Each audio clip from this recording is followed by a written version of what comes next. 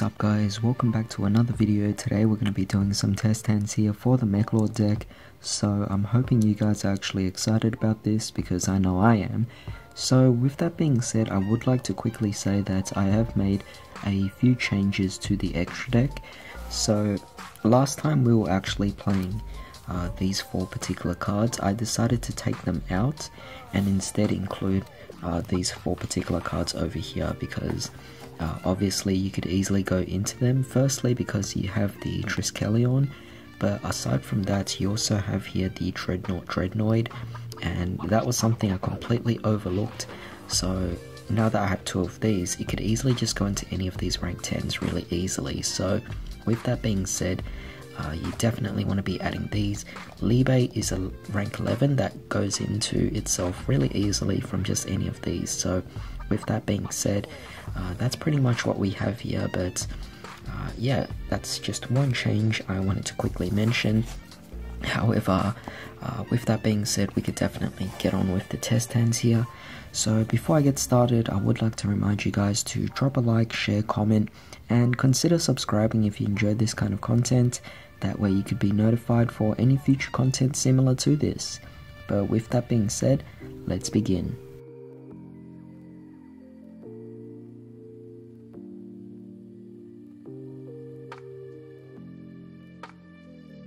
Alright, so before I get started, I would like to remind you guys that this particular deck is not necessarily the most combo heavy deck. It doesn't really do too much. If there's any kind of deck I would compare this to, it would be similar to the Magical Musketeers. It does a great job at maintaining its resources, all the while having plenty of cards out there to disrupt the opponent. And this is definitely something that is not expected out of a Meklord deck, but surprisingly that's kind of its specialty. So you're going to see this quite a lot here. I don't think these opening hands will be too long, so we should be able to fit in quite a bit of them into one video. So with that being said, let's see what we have here. We have Effect Veiler, great card for disruption. This stays in the hand, and we're going first anyway, so it's already great. Next up we have Assembly. It's essentially similar to Fire Formation Tanky, so if you activate it, you could pretty much just search out whatever Meklord you want. You already have Granell here, which is fantastic, but we also have Obligato as well. I'm thinking maybe instead of going for this just right away, we can normal summon out the Obligato, destroy this, get rid of it, and this will allow us to then add, well actually no, you could do it afterwards because yeah, I'm thinking instead of doing that, go for Assembly first and add over your Icesaw, and then from that normal summon out Obligato, destroy it, and then special summon out two armies. So we're just going to bring out one Granell, and we're also going to bring out one of our skills. So where is that? Over there. You could bring out whichever combination you want, but since this was destroyed you could summon out Icesaw. But Obligato, when it's destroyed, also allows you to inflict damage if it was sent to the graveyard. 100 times the amount of Meklord cards you actually have on the board. So with that being said, that's pretty much 1, 2, 3 over here. That you're just dealing 300. It's not much, but it's a bit of small amount to pick off at your opponent's life. But with that being said, you have Granell and you have Skill here. This will allow you to overlay and go for your Gigant X. You could then detach one material, allowing you to search again. So in this case, it's up to you. I like to have Triskelion at the ready, because the thing is this, you already have two Meklords in a grave. If one more goes to the grave, if they get rid of Gigant X or Icesaw, you pretty much can use Triskelion and summon that right off the bat, so really easy there. You have a disruption here. If any of these cards are destroyed, you have Granell to follow up on as well if you want to.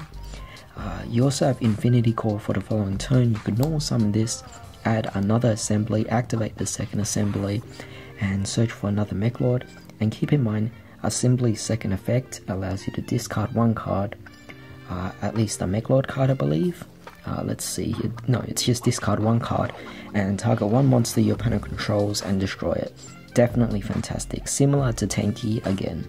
But as you can see over here, you're doing a really good job at actually maintaining your resources, all the while disrupting your opponents. You forget that Yugioh is also a great card to negate a spell card, so 1-2 disruptions. We have great follow-ups. It's just all really amazing, honestly. So let's just move on. Alright, so here's a really nice one. We have 2 disruptions here. This is also going to prevent an Ash or anything else that is a hand trap, so that's a great card. So yeah, 2 disrupts already right off the bat, but we summon out here the Obligado, destroy it, allowing us to summon out 2 more armies. Yugioh is one of them, and let's bring out the Yugioh this time. So we're gonna then special summon out either Yugioh or Grenell. Grenell is better as a turn 2 card because it has the big attack to attack your opponent. So in this case, I want to bring out the Yugioh instead. We're going to overlay these 2, allowing us to go for the Yugioh X again. Detach 1, allowing us to then search for any of your monsters out there. So in this case, I'm thinking instead of going for the Triskelion, you could also go for your Infinity Core, because it allows you to then normal summon this and add your assembly, which is a great follow-up play. And of course you have Grenell to follow up on as well, but you know, this is still great. 1, 2, 3 disruptions. You have a board here. If they get rid of these, you summon out Grenell and you have a follow-up with Infinity Core. Absolutely amazing. This is insanely quick but insanely effective as well, and this is kind of the reason why I prefer this deck over the Magical Musketeers. The Magical Musketeers does a lot of these pointless, I guess, extended plays to maintain the board, I guess. But in this case, the Meklords are just so much more simple. They just are really straightforward, but they maintain the resources, they have plenty of disruptions, and ultimately I'd much rather play this over the Magical Musketeers. So yeah, the Meklords are definitely something that is a bit underrated for sure.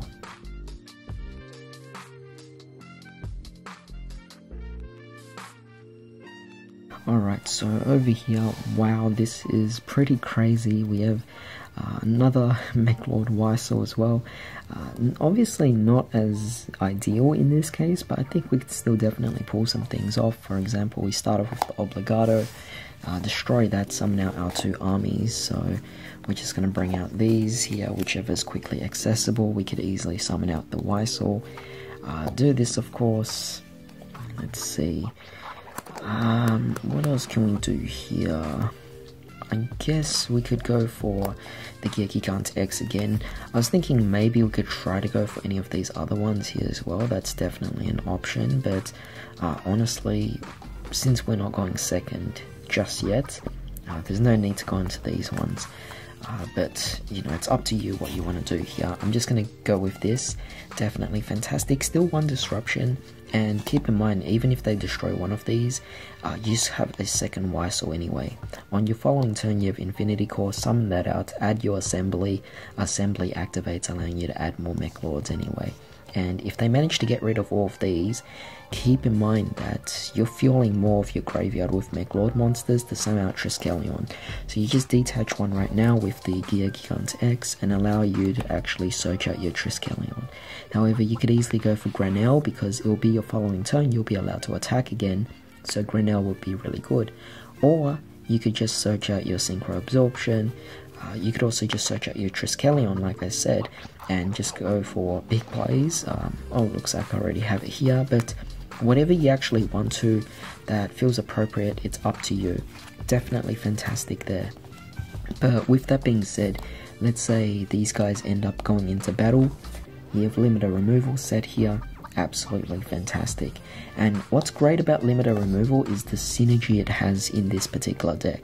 You see, if you activate this, you boost up your own monsters, but they get destroyed during the end phase, triggering off your Meklord Emperors to summon off again. So it is definitely really fantastic seeing that this card actually works really well for this deck. But yeah, this is definitely something I'm quite pleased with. Let me know what you guys actually think about this. What do you actually think about this particular archetype? Personally, it is something I prefer over the Magical Musketeers, and you guys already saw in Project E, I got rid of the Magical Musketeer deck I had, despite the fact that I wasn't playing with it for too long.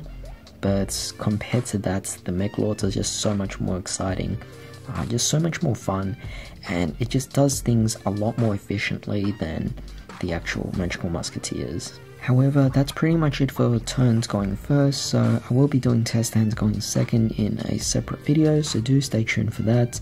But other than that, I hope you guys have a fantastic day. I'll see you all next time.